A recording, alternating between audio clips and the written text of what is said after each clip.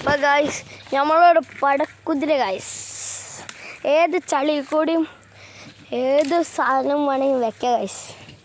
പടക്കുതിര ഞാൻ ജനിക്കുന്നതിൻ്റെ മുമ്പ് കാണിച്ച പടക്കുതിരയാണ് ഗൈസ്.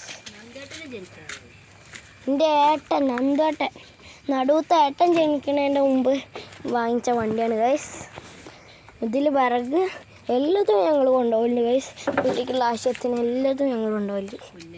പുല്ലരിയും പോത്താളും ആടാൾക്കുള്ള പുല്ലരിയും ഒക്കെ കൊണ്ടുപോകലുണ്ട് ഗൈസ്. ഞങ്ങളുടെ പടക്കുതിര ഇതാണ് ഞങ്ങളുടെ പടക്കുതിര. പിന്നെ ഞാൻ ചാല് കണ്ടിരിക്കുന്നു ഗൈസ്. പിന്നെ എൻ്റെ പടക്കുതിര കാണിച്ചില്ല. ഞാൻ എൻ്റെ പടക്കുതിര കാണിച്ചില്ല.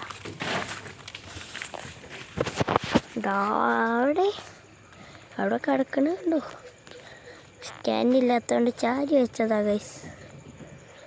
കണ്ടോ?